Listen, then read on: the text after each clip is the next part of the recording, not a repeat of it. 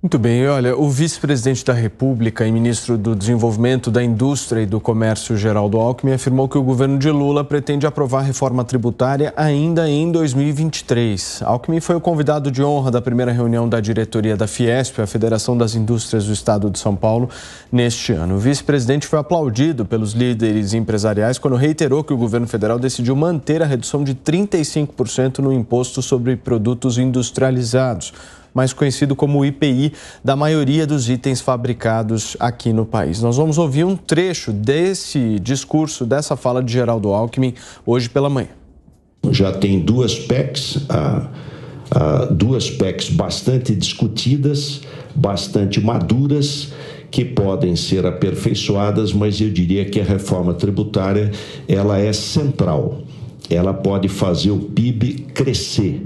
Ela pode trazer eficiência econômica, simplificando a questão tributária. Então, e entendo que é essencial, inclusive, para a indústria. O presidente Lula tem destacado, que o foco é emprego e renda, e quem gera emprego e renda é o setor produtivo. Então, fortalecer a agricultura, fortalecer a indústria, avançar ainda mais nos serviços, nas várias áreas para a gente poder caminhar. Um apoio especial à pequena empresa, que precisa ter um olhar mais dirigido e que tem um enorme potencial, por exemplo, de crescer, inclusive ajudar nas exportações. Tá aí a fala do vice-presidente da República, Geraldo Alckmin, hoje de manhã aqui em São Paulo. Cristiano, você acredita na viabilidade política dessa reforma ainda neste ano? Olha, falar isso em um momento como esse que nós estamos vivendo, onde o terceiro turno eleitoral parece que não acabou, parece que a pacificação que nós queremos, que nós desejamos, ela ainda não ocorreu, me parece muito prematuro.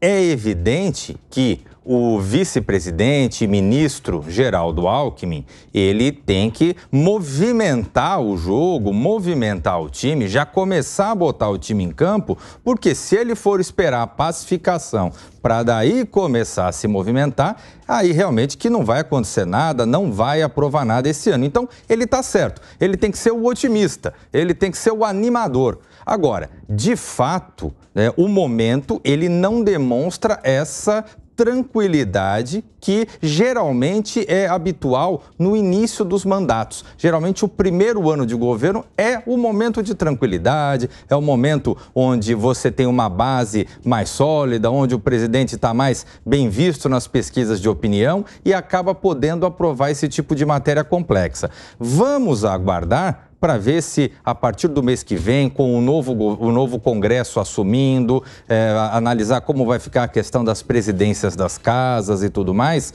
se eventualmente o clima arrefece um pouco, os ânimos se esfriam um pouco, se tornam mais aptos a ver esse tipo de apreciação, que é um dos pontos mais fundamentais a serem apreciados no país hoje em dia.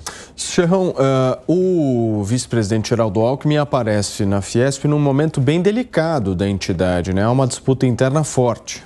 Sim, inclusive está acontecendo lá uma assembleia agora para resolver se vão tirar ou não o presidente da entidade, Josué Alencar, filho do José Alencar, que estava até cotado para esse cargo que foi ocupado por Geraldo Alckmin, o cargo de ministro da Indústria e Comércio, só que diante do problema político interno na Federação das Indústrias de São Paulo, ele preferiu não aceitar esse cargo.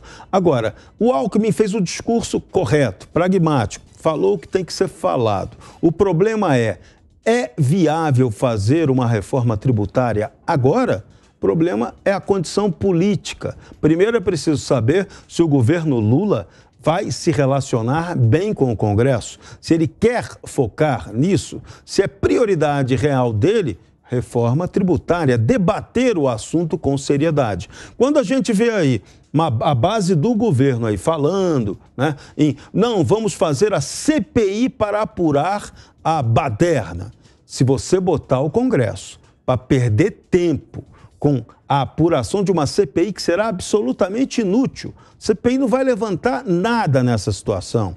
Esse caso é um caso que está feito à polícia e ao judiciário. Não tem que ter, essa não deveria ser a prioridade do Congresso Nacional. A prioridade do Congresso Nacional tinha que ser, sim, cuidar da questão econômica. Prioridade do governo do PT deveria, sim, cuidar da questão econômica. Até agora, o governo do PT não apresentou caminhos sólidos para isso. E essa reforma tributária seria o sinal fantástico, o sinal importante de que o PT está encarando a economia, a evolução econômica com extrema prioridade. Se ela focar em fé de ver, em perda de tempo, como é esse caso da CPI do 8 de janeiro, vai mal, vai perder o timing. E Geraldo Alckmin hoje falou algo essencial. Ele disse: coisas importantes como a reforma tributária, você tem que aprovar logo no primeiro ano do governo, aproveitando a credibilidade que o governo tem.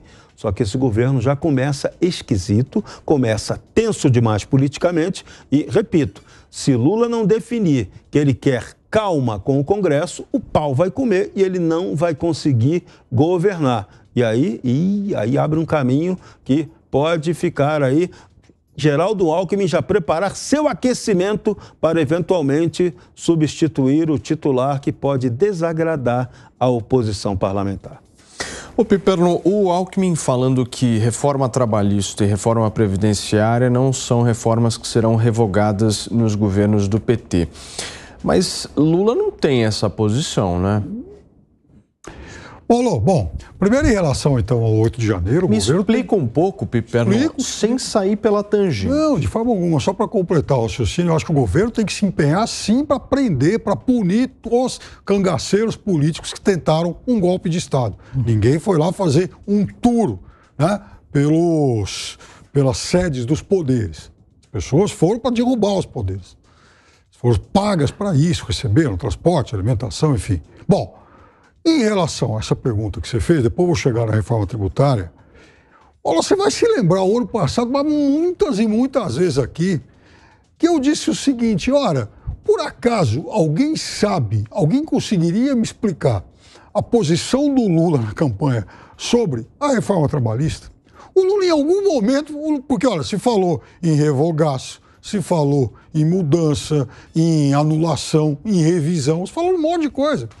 E o Lula mudava o discurso à medida em que ele falava para uma plateia diferente da outra. O Lula pode ser criticado exatamente por essa falta de um discurso, digamos, direto, um discurso mais claro sobre o que fazer. Agora, em momento algum, ele falou: não, eu vou realmente mudar tudo. Eu chamei atenção para isso várias vezes ano passado. Então não me surpreende isso agora. Alguma coisa vai acontecer, alguma mudança acho que vai ocorrer. É evidente que o governo atual ele vai procurar algum tipo de compensação para os sindicatos que perderam muitas receitas aí com a reforma de 2017 e tal, mas eu duvido que ele faça algum tipo de modificação profunda. Duvido. Agora, em relação à reforma tributária, veja, seria realmente um golaço do governo. E a gente tem que entender o seguinte: esse é um governo liderado pelo presidente lá atrás, que saiu como o mais popular da história do país e que tem como vice-presidente o político que mais tempo governou o estado de São Paulo na história. Então, são duas raposas políticas que sabem muito bem qual é a temperatura desse nosso ambiente, desse nosso momento. E é claro que o Geraldo Alckmin não foi lá só para jogar para a torcida, não. O governo sabe, até pela experiência dos dois, que é necessário exatamente uma medida de impacto agora, uma marca nesse início de governo. Ou seja, vou discutir com o empresariado, vou discutir principalmente com a indústria, que perdeu muita força, muito terreno nesses últimos anos, algo para a gente trazer de novo algum vigor, porque hoje a produção industrial do Brasil ela tem níveis parecidos com os de 2011.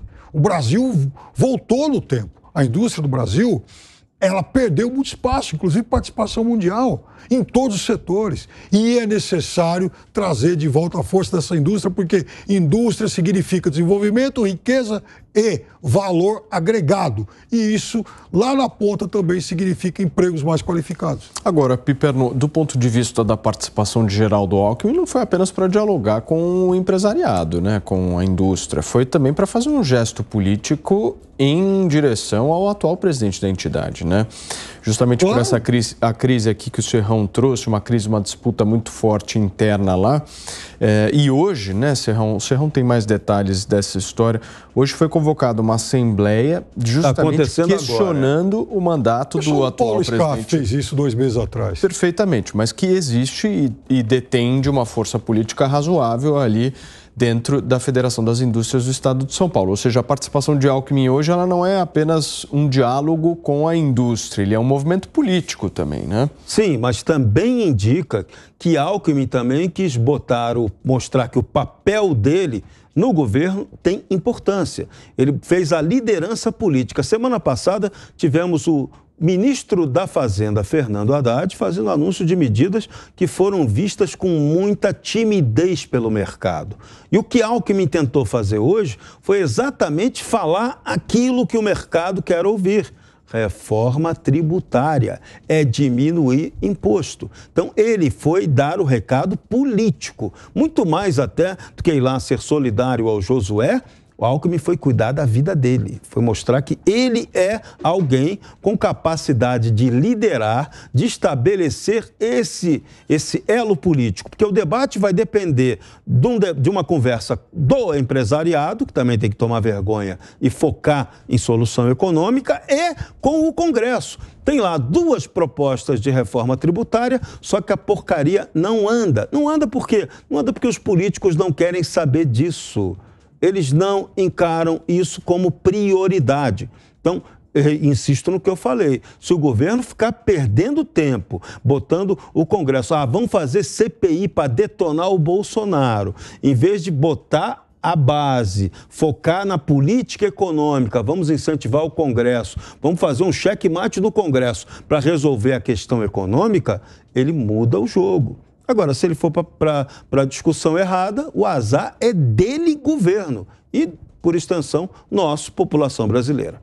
Muito bem, Cristiano, uma das insatisfações dos sindicatos que integram o Conselho da Fiesp é justamente aquele documento que foi em favor da democracia. Não sei se vocês se lembram da entidade, em agosto do ano passado, que repercutiu bastante e foi pilotado pelo atual presidente. Por favor, Cristiano. Olha, Paulo, uma entidade representativa, como a Fiesp, como outras tantas, é importante que tenha claro que você está, a partir do momento que você está no comando dessa entidade, você está representando um setor importante, um setor expressivo. Você não está falando apenas pela sua empresa ou pelo seu bom nome, como é o caso do Josué, que é uma pessoa que já tinha voz própria, luz própria. A partir do momento que ele assumiu a Fiesp, ele passa a falar pelo setor das indústrias paulistas. Nesse sentido, é importante ter claro que não basta tomar decisões sem ouvir